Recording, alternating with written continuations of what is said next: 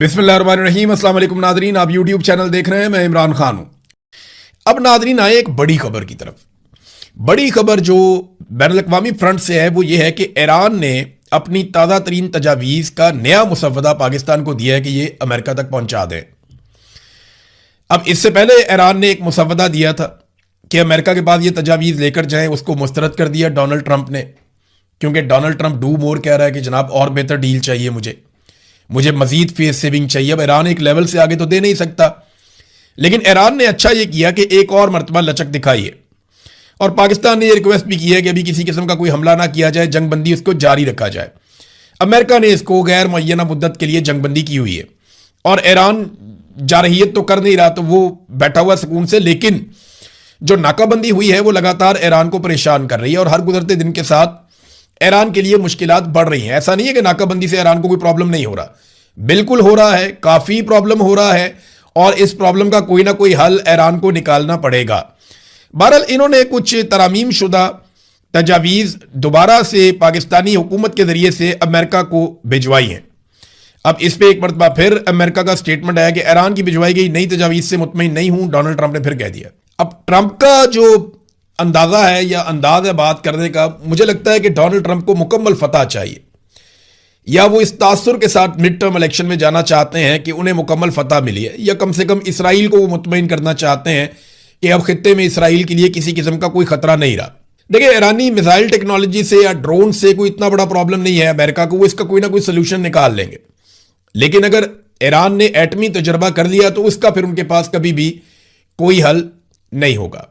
फिर जितनी मर्जी ईरान पे पाबंदियां लगाएं, अल्टीमेटली इनको ईरान से बात करनी पड़ेगी और एक वक्त आएगा कि ईरान नॉर्मल बाकी मुल्कों की तरह जिनके पास एटमी कुव्वत होने का एक सर्टिफिकेट है या जिनके पास एटमी हथियार है, उनकी तरह ईरान भी सर्वाइव करेगा। ईरान को central Asia, Russia, even Pakistan side, India, ये सब ईरान से ताल्लुकात रखते हैं। आप बिल्कुल उसको बंद करके नहीं रख सकते, बहुत बड़ा मुल्क है। एक तरफ उसके तुर्की है, इराक है, ऊपर रशिया है, सेंट्रल एशिया से मिलता है, अफगानिस्तान से मिलता है, पाकिस्तान से मिलता है और बहुत बड़ी सरहदें हैं। सामने की तरफ ओमान है, बहुत सारे खलीजी मुमालिक हैं। तो ईरान कोई ऐसे तर्न वाला नहीं है जिसको आप समझें कि बिल्कुल ही एकदम खत्म हो जाएगा। तो अब ये ईरान ने तजावीज़ दी, लेकिन डोनाल्ड ट्रंप ने, क्योंकि डोनाल्ड ट्रंप के कोर्ट में बॉल है, तो डोनाल्ड ट्रंप ने ही फैसला करना है कि अब क्या होगा। तो डोनाल्ड ट्रंप ने कहा जी कि वो मुतमईन नहीं है। ये नहीं बताया दोनों ने कि तजावीज़ है क्या। लेकिन ईरान ने मजीद फ्लेक्सिबिलिटी दिखाई है, तो मे बी फ्लेक्सिबिलिटी यही हो कि यूरेनियम को चंद सालों के लिए वो डील दे रहे हो कि जी इतने सालों तक हम कुछ भी नहीं करेंगे, हम आपके मुआहदे के मुताबिक चलेंगे, हम ये चीज़ें तय कर लेते हैं। मे बी ईरान जो है वो इन चीज़ों पे एग्री कर गया हो।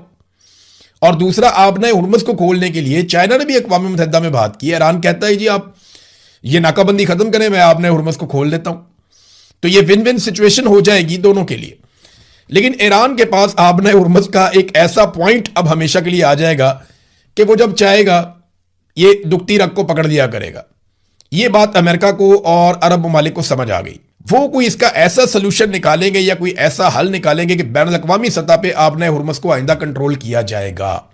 वो कुछ ऐसा करना चाहेंगे तो ईरान भी अपने आप को मुकम्मल तौर पर बाहर नहीं निकालेगा।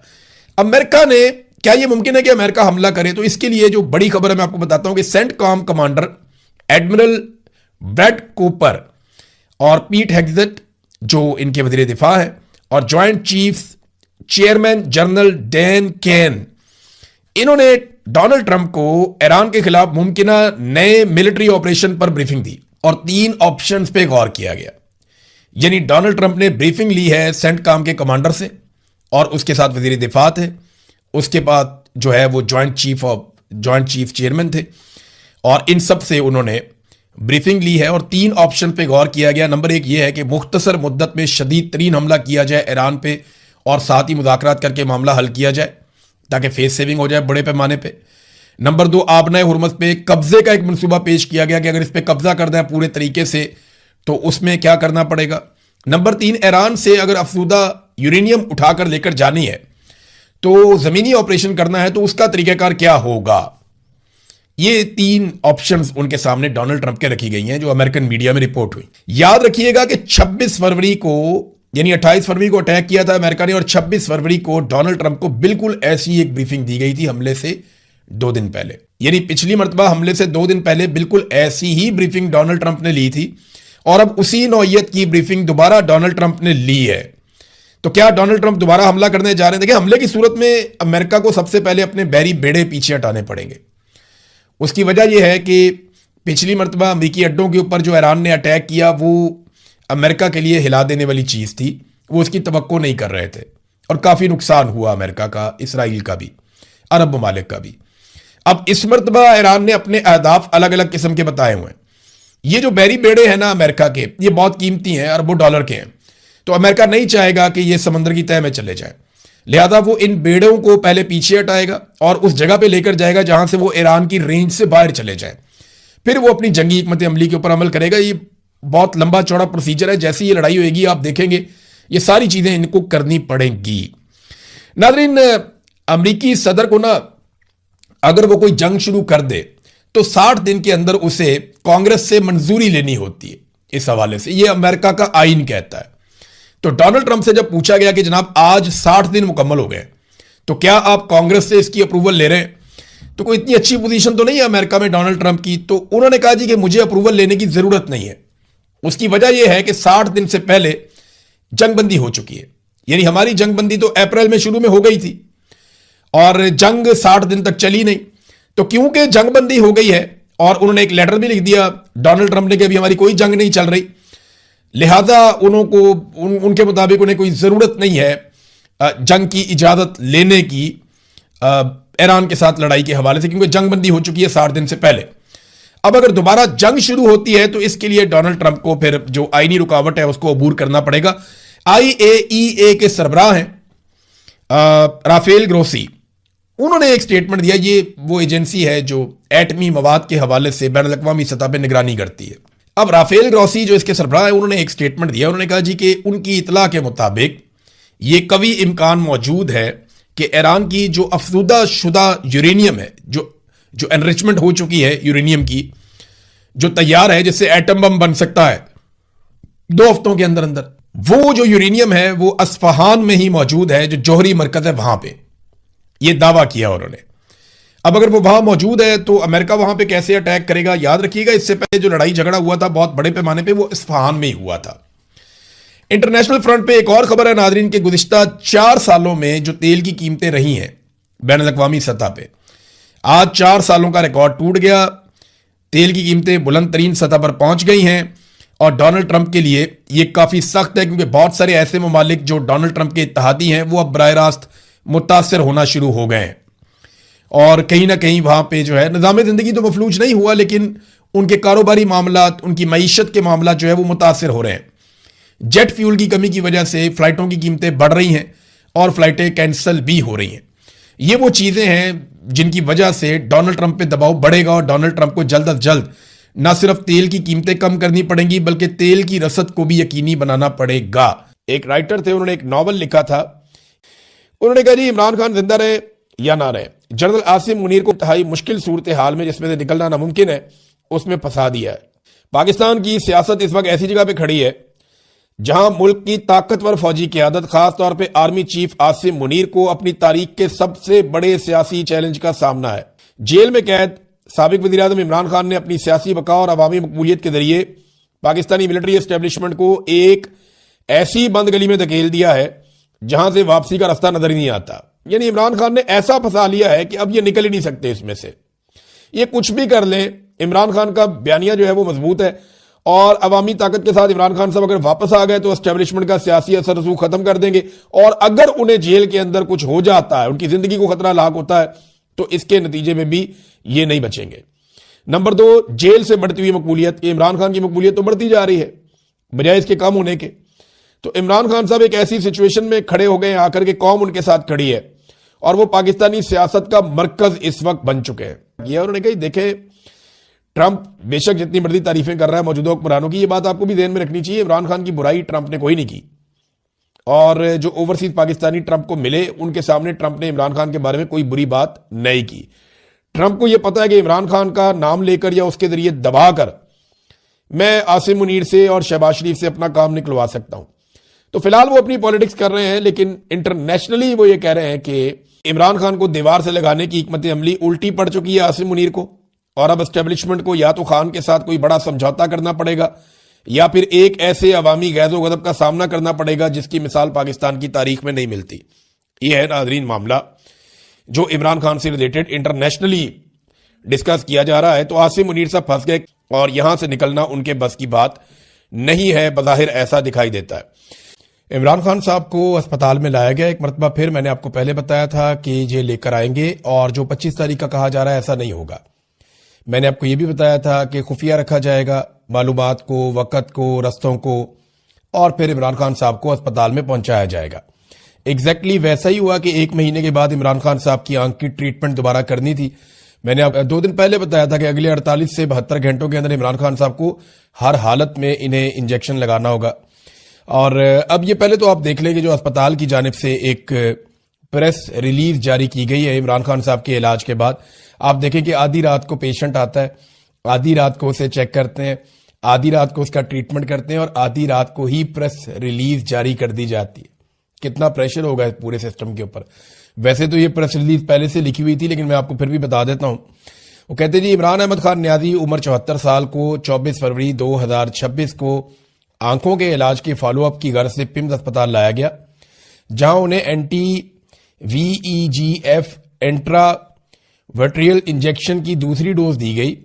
प्रोसीजर से कबल माहिरीन पर मुश्तमिल एक बोर्ड ने उनका मुआयना किया, जिसमें कंसल्टेंट कार्डियोलॉजिस्ट शामिल थे जिन्होंने इकोकार्डियोग्राफी और ECG भी की, जिसके नताइज नॉर्मल आए।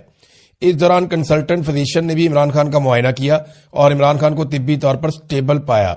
इमरान खान की रजामंदी हासिल करने के बाद और ऑपरेशन थिएटर में मेयारी मॉनिटरिंग, एहतियाती तदाबीर और प्रोटोकॉल के तहत माहिरीन की मौजूदगी में या उनकी निगरानी में माइक्रोस्कोपी की रहनुमाई से जो है वो उनको इंजेक्शन की दूसरी डोज दी गई।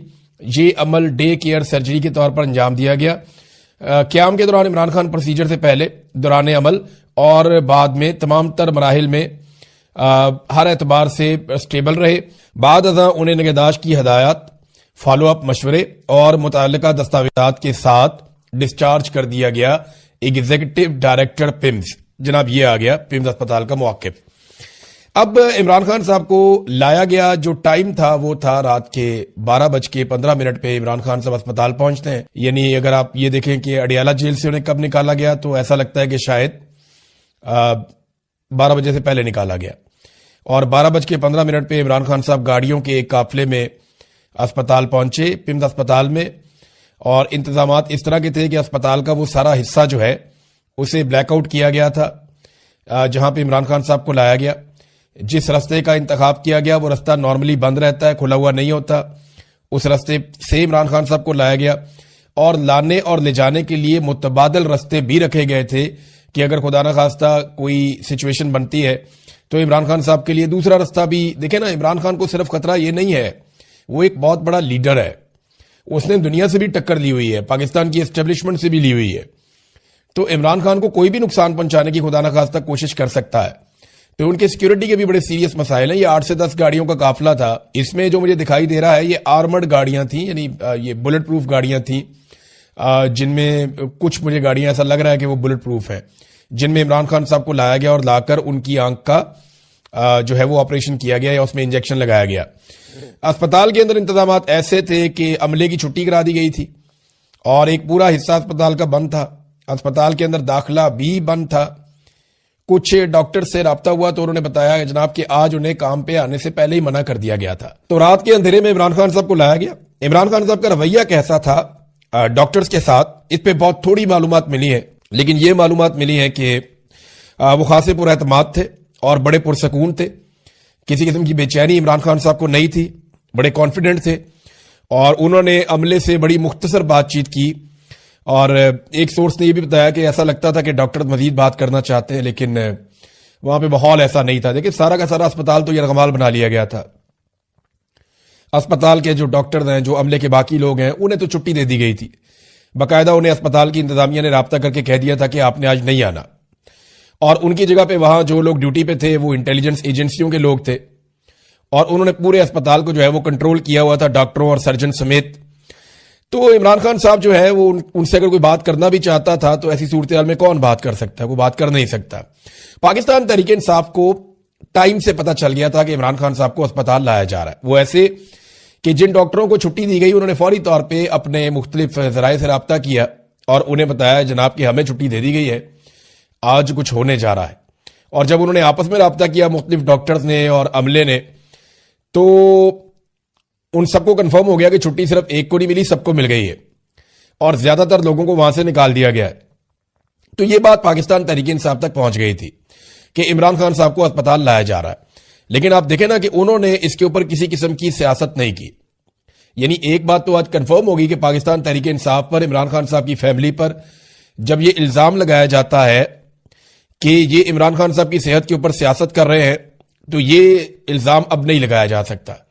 तहरीक इंसाफ को पता भी चल गया, इसके बावजूद तहरीक इंसाफ ने ना कोई कॉल दी, ना कोई वहां पे आया, ना उन्होंने किसी किस्म का कोई खलल डाला हुकूमत के काम में, और वो इमरान खान साहब के इलाज के ऊपर सियासत नहीं करना चाहती है, बज़ाहिर अब दिखाई दे रहा है। जो इमरान खान साहब की पार्टी है या उनकी फैमिली है, उनके मुतालबात नहीं माने गए, और मुतालबात ना मानने में जो दो अहम चीजें हैं, एक तो यह है कि फैमिली की मौजूदगी नहीं थी जब इमरान खान साहब को इंजेक्शन लगाया गया या उनका इलाज करवाया गया बिम्स अस्पताल से, और ना ही अलशिफा में लेकर गए जहां पे इमरान खान साहब की फैमिली मुतालबा कर रही थी।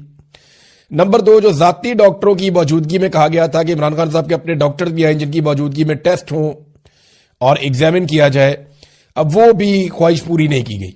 इमरान खान साहब के कहने के बावजूद, उनका पैगाम भिजवाने के बावजूद ऐसा नहीं किया गया। लगता है कुछ छुपाया जा रहा है। देखिए, इमरान खान साहब की सेहत के हवाले से हमारे पास वही मालूमात है जो सरकारी डॉक्टर्स दे रहे हैं। इमरान खान साहब की सेहत के हवाले से हमारे पास वही मालूमात है जो पाकिस्तान